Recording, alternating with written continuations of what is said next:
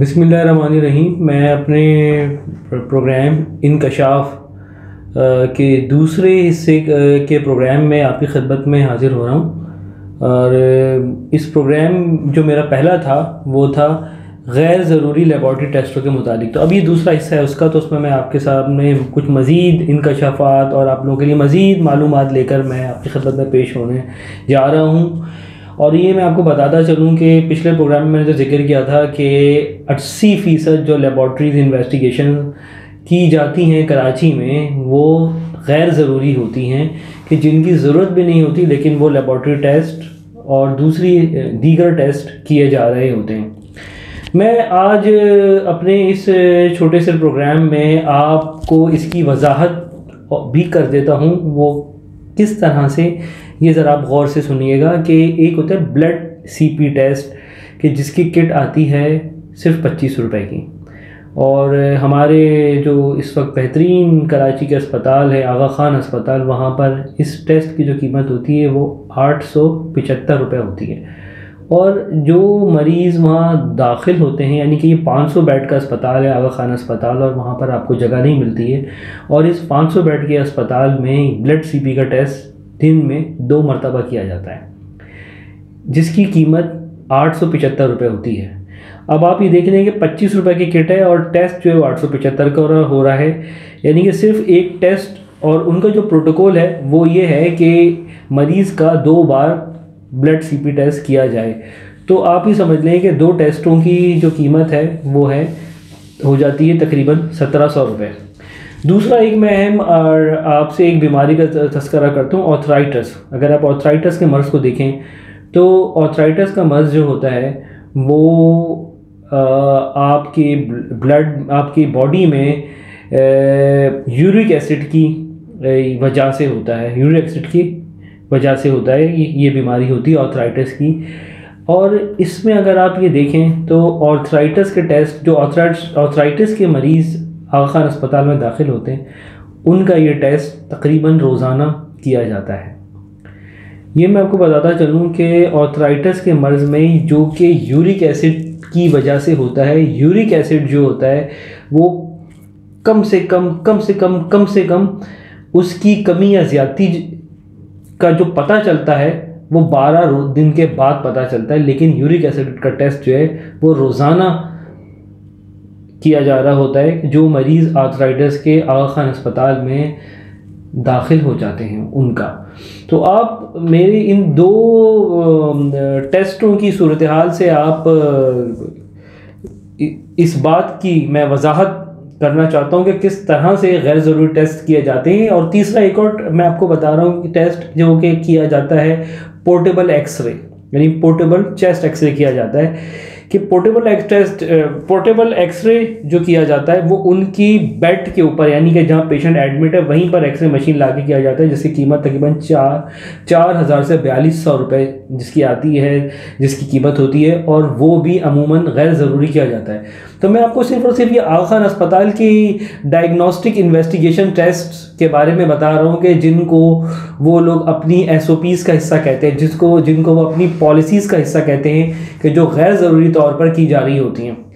अब बदकिस्मती से पाकिस्तान में जो हमारे रेगुलेटर हैं वो हमारे ये सिंध हेल्थ केयर कमीशन हैं, और हमारा मीडिया और दूसरे लोग भी जो हैं वो इन बारीकियों तक नहीं पहुंच पाते हैं। लेकिन आज मैं अपने इस प्रोग्राम में ये 2-3 टेस्टों का जिक्र करके मैं अपनी बात की वजाहत करना चाह रहा हूँ कि किस तरह से गैर ज़रूरी टेस्ट पाकिस्तान के अंदर बड़े बड़े अस्पताल जो हैं वो कर रहे हैं। अगर आप आगा ख़ान अस्पताल की मिसाल ले लें तो ये अस्पताल 1983 में आगा ख़ान फाउंडेशन का क़याम अमल में आया, और 1985 में आगा ख़ान अस्पताल जो है उसने अपना काम करना शुरू किया। और ये जो ज़मीन थी ये एक गोटाबाद की ज़मीन थी, और एक बलोच सरदार थे उनकी ये ज़मीन थी, जो कि ज़ियाउल हक साहब ने आगा ख़ान के नाम पर ही की गई। और इस अस्पताल को ट्रस्ट बेस्ड हॉस्पिटल बनना चाहिए था। ये जो आजकल ज़िक्र हो रहा है, बेशुमार हलकों में इसका ज़िक्र किया जा रहा है कि ये अस्पताल तो ट्रस्ट बेस्ड बना था, लेकिन ये तो एक बड़ा प्रॉफिटेबल बिजनेस वेंचर बन चुका है। आखिर इसके पीछे अवामिल क्या हैं और ये कैसे इतनी प्रॉफिटेबिलिटी में ये अस्पताल जा रहा है। और हुकूमत से कई लोगों ने इस बात का मुतालबा किया है कि इस ट्रस्ट बेस्ड हॉस्पिटल को, वो जो ट्रस्ट बेस्ड हॉस्पिटल की सूरत में ये अस्पताल की ज़मीन दी गई थी आगा खान फाउंडेशन को, तो ज़रा इस पे ज़रूर नज़रसानी करे हुकूमत कि यहाँ पर कुछ वेलफेयर के काम भी किसी तरह से सर अंजाम दिए जाएं और इतनी बड़ी बड़ी तादाद के अंदर जो प्रॉफिट्स कमाया जा रहा है उस पर हुकूमत कोई ना कोई अपने ऐसे इकदामात इस अस्पताल के पीछे, इस अस्पताल के करे कि किसी तरह से लोगों को रिलीफ फराहम किया जाए। आपको ये बात मैं एक और बात मैं आपको बताता चलता हूँ कि पाकिस्तान में इसके अलावा जो दीगर लैब्स हैं उसमें भी तकरीबन यही काम हो रहा है, और बाकायदा से एक पैथोलॉजिस्ट जो है वो मुकर्रर होता है कि वो इसके पास जितनी बड़ी फॉरेन डिग्रीज़ होती हैं वो उस हिसाब से उस लेबॉर्ट्री से पैसे चार्ज कर रहा होता है, और सिर्फ सिग्नेचर की उसकी कीमत जो है वो लेबॉर्ट्री अदा कर रही होती है, लेकिन वो उस रिपोर्ट को, जो फाइनल रिपोर्ट आती है उसको भी रिव्यू नहीं करता, बल्कि सिर्फ एक सिग्नेचर के लिए रोज़ाना की बुनियाद पर जितने भी टेस्ट उस लेबॉर्ट्री में किए जाते हैं वो तमाम टेस्टों की रिपोर्ट उस पैथोलॉजिस्ट को भेजी जाती है और वो पैथोलॉजिस्ट उन रिपोर्ट्स के ऊपर साइन करता है। बाकी जो नीचे के लोग होते हैं, इन्वेस्टिगेटर होते हैं, वो और डिफरेंट लेबॉर्ट्री का स्टाफ होता है, वही इन रिपोर्ट्स को मुरतब करते हैं। और ये भी मैं आपको बताता चलूँ कि बहुत से टेस्ट तो ऐसे होते हैं जिसके अंदर रिएजेंट्स का भी इस्तेमाल नहीं किया जाता है और लेबॉर्ट्री जो है वो अपनी रिपोर्ट बना के दे रही होती है। तो आप इस बात से अंदाज़ा लगा सकते हैं कि जनाब हमारी लेबॉर्ट्रीज़ में क्या कुछ करप्शन होता है। बल्कि मेरी अभी एक बहुत ही बड़े अस्पताल के एक HR मैनेजर से बात हुई तो उसने अपना नाम ना बताने की शर्त पे मुझे ये बताया कि जनाब हम कंसल्टेंट्स को जो हमारे पास रेफ़र करते हैं लेबॉर्ट्री टेस्ट के लिए, उनको हम 40% कमीशन देते हैं, GPs को हम 30% कमीशन दे रहे हैं, और क्वैक्स को जो हमारे पास मुख्तलिफ टेस्टों के लिए केसेस भेजते हैं उनको हम 20% कमीशन दे रहे हैं। तो आप इस बात का अंदाज़ा लगा सकते हैं कि जनाब किस तरह से इस काम के अंदर जो है वो करप्शन का एलिमेंट पोशीदा है, और हमारे यहाँ टेस्ट जो हैं किस बड़े पैमाने पे गैर ज़रूरी किए जा रहे हैं। और मैं आपको एक बात ये भी बताता चलूँगा, गैर ज़रूरी टेस्ट के भी अपने नुकसानात होते हैं कि जैसे अगर कोई MRI या एक्सरे बिला जवाज़ बिला ज़रूरत किया जा रहा है, तो मैं आपको बताऊं कि मुख्तलिफ शुआएँ ऐसी होती हैं जिससे उनके जेनेटिक मटीरियल के अंदर ये म्यूटेशन हो जाती है, यानी कि तब्दीली आ जाती है, उसके जेनेटिक इंफॉर्मेशन सिस्टम जो होता है उसके अंदर आ जाती है। लेकिन अब ये बात हमारे आम लोग नहीं समझते, नहीं जानते कि उनको बिला वजह गैर ज़रूरी टेस्टों के क्या नुकसानात हासिल होते हैं।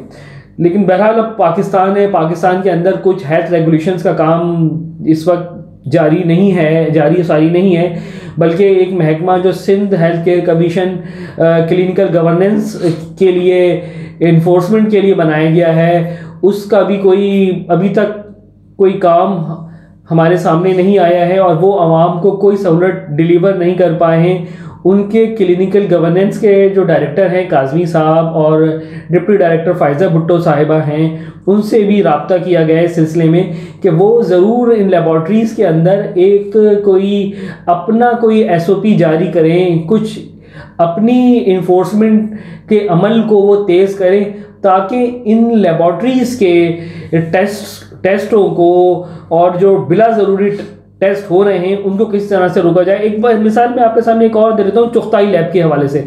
अगर आप चुगताई लैब को अगर आप देखें तो चुगताई लैब ने पाकिस्तान क्रिकेट टीम के टेस्ट किए। जब हमारी टीम मुल्क से बाहर गई तो उनमें से बेशतर लोग जो थे वो पॉजिटिव आए थे, और अभी हुकूमत पाकिस्तान जो है वो मज़ीद कुछ बहुत बड़े बड़े कॉन्ट्रैक्ट्स हैं वो चुगताई लैब को देना चाह रही है। अब बहरहाल अब इसके पीछे क्या अवामिल हैं, क्या मामलात हैं, ये हुकूमत पाकिस्तानी बेहतर जानती है। तो बहुत बहुत शुक्रिया आप लोगों का, और मेरे इस पैगाम को आप ज़रूर आगे तक पहुंचाइएगा। और जब भी आपको कोई भी डॉक्टर टेस्ट अगर लिख के भेजे तो आप ज़रूर इसको रीचेक या रिकन्फर्म दूसरे डॉक्टर से ज़रूर कीजिएगा कि आपको इस टेस्ट की ज़रूरत है भी या क्या नहीं। बहुत शुक्रिया, अल्लाह हाफिज़।